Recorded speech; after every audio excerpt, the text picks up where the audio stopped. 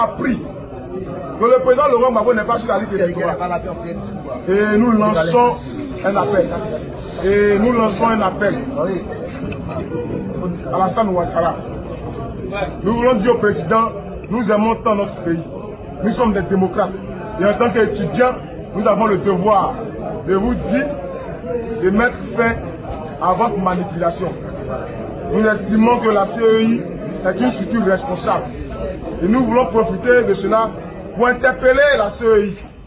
Pour interpeller la CEI. Laurent Gbagbo n'est pas votre camarade. Donc quand vous prenez des résolutions, quand vous prenez des décisions en faveur de Laurent Gbagbo ou en sa défaveur, réfléchissez très bien. Très bien, parce que d'un moment à l'autre, nous allons réagir. En tant que démocrate, nous voulons attirer l'attention à la communauté nationale comme internationale. Vous vous dites de regarder très près les manigances de la CEI. Elle risque d'emporter la Côte d'Ivoire dans un moment sombre. Or, nous ne voulons pas cela. Donc nous voulons que le respect soit de taille. Nous voulons que le respect à la démocratie soit de taille. Et c'est pourquoi nous avons réuni les étudiants pour que nous puissions réfléchir sur la question. La question relative au président Gbagbo. Alors, le président Gbagbo n'est pas inscrit sur la liste électorale. À quand son inscription sur la liste électorale? Bon, je suis toujours embêté parce qu'on personnalise un peu ce débat. C'est vrai que le président Gbagbo n'est pas n'importe qui, mais ils sont bien nombreux, les Ivoiriens, à la suite de la déchéance de leurs droits civils et politiques qui ne sont pas inscrits sur la liste électorale. Vous savez, ce n'est pas moi, c'est vous qui avez dit à l'article 6, 5 et 6, non, 3 plutôt, que pour s'inscrire sur la liste électorale, il faut 4 conditions. Être ivoirien, avoir 18 ans, juge de ses droits civils et politiques et s'inscrire sur la liste électorale. C'est seule la satisfaction de ces 4 conditions qui vous confère la qualité d'électeur, qui est la carte qui vous autorise à participer aux élections. Ce n'est pas de mon cru, c'est de vous. Il se trouve qu'à l'occasion de la révision de la liste électorale, nous écrivons à la justice. Donnez-nous la liste de toutes les personnes qui sont déchues de leurs droits civils et politiques. Le président Gbagbo, comme tous les autres, se trouvait sur cette liste. La commission électorale a tiré les conséquences. C'est vrai. Il semblerait qu'en politique, il faut jouer au billard. C'est-à-dire la balle qu'on tape n'est pas celle qu'on veut, c'est celle qu'on tape va taper, c'est celle-là qu'on veut. C'est vrai que vous voulez passer par la commission électorale indépendante pour porter haut votre revendication. Mais je vous le dis, autant que faire se peut, pour ce qui me concerne, le président Gbagbo, comme tous les autres, ne peuvent être sur la liste électorale lorsqu'ils vont jouir de leurs droits civils et politiques. Et pour ce faire, quand ils sont condamnés, soit ils purgent la condamnation, soit l'infraction sur la base de laquelle ils ont été déchus de leurs droits civils et politiques disparaît par la voie de l'amnistie. Il se trouve, professeur, que vous aviez dit tout à l'heure, qu'il y a une ordonnance de 2018 qui amnistiait le président Gbagbo. Alors, je vais vous lire cette disposition afin que nul n'en ignore. Bénéficient d'une amnistie les personnes poursuivies ou condamnées pour des infractions en lien avec la crise post-électorale de 2010 ou des infractions contre la sûreté de l'État commises après le 21 mai 2011 à l'exclusion des personnes en procès devant une juridiction pénale internationale ainsi que les militaires et les membres de groupes armés. En 2018, pendant que cette loi était prise, cette ordonnance était prise, le président Gbagbo était devant la juridiction internationale. Mais toute chose dite, il faut retenir qu'il ne ressortit pas à la commission électorale indépendante de statuer sur l'état d'un citoyen. Si le ministère de la Justice constate que le président Gbagbo ne mérite plus d'être sur la liste des personnes déchues, le ministère va saisir la commission électorale indépendante et nous allons aviser. On aura failli lorsque sur cette liste, il y a des personnes qui n'y figurent pas et que par notre propre mouvement, on les a radiées par notre fait.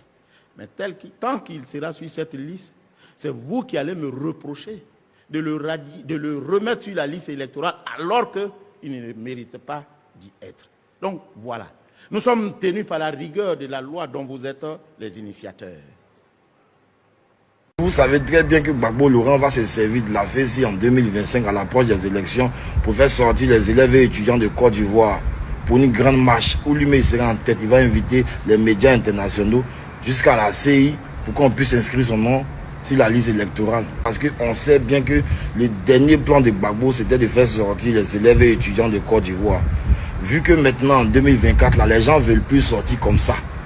Mais la FESI, dans son ensemble même, étant un organe pro-Gbagbo pur et 100%, malgré que le secrétaire général de la FESI actuel est un RHDP, parce que tu ne peux pas être président, et puis le secrétaire général des élèves et étudiants de Côte d'Ivoire sera un opposant. Donc, si Kambou, là, lui qui a tué le monsieur, là, il est RHDP, mais il ne maîtrisait pas la FESI. Malgré qu'il était secrétaire général, il ne maîtrisait pas la FESI. Parce que la FESI était un organe pur pour Gbagbo. Parce que la FESI tue, la FESI frappe, la FESI vole, sans être inquiété. On faisait tout. On mettait la loi partout. Je vais vous donner le statut et puis je vais vous donner un document que nous, les gens de l'Ouest, nous avons fait pour confisquer le pouvoir. Pour garder le pouvoir, les consignes sont écrites. Ce document jette les bases d'une guerre ethnique. Ce responsable de la FESI décide finalement de nous le lire. Filles et fils du Grand Ouest, donnons-nous la main car l'heure est venue pour nous de nous exprimer. L'heure est venue de tuer et chasser les Dakans de chez nous. L'heure est venue de récupérer nos terres. L'heure est venue de débarrasser nos villages et nos villes des Djoula, entre parenthèses Mossi. Appel à tuer, et ça c'est un document officiel de la FESI. Officiel. La FESI. L'opération s'est poursuivie au campus ancien de Cocody. Un tunnel reliant le bâtiment 1 au centre médical est repéré et libéré. Il avait été obstrué par les étudiants. Les traces du passage des occupants illégaux sont encore visibles sur les murs. Des riverains témoignent. Les éléments de la FESI sont venus installer des chambres froides. Ils ont cloisonné, ils ont même construit une maison. Donc du coup, les gens ne pouvaient plus passer. Ils faisaient des tortures ici. Ils torturaient des étudiants ou bien certains de leurs éléments. On commençait à squatter les lieux, chasser même des agents de leur bureau, les occuper. Ils ont aussi créé une forme d'insécurité dans le centre médical, de sorte que les agents avaient du mal à travailler, puisque l'endroit était devenu un endroit de consommation assez fréquent de drogue. C'était devenu aussi par moments un endroit de passe. Du samedi 5 au dimanche 6 octobre 2024, le district de police de Cocody enregistre comme bilan partiel des saisies effectuées lors de cette opération. 42 armes blanches, 5 personnes interpellées, 2158 chambres illégalement occupées.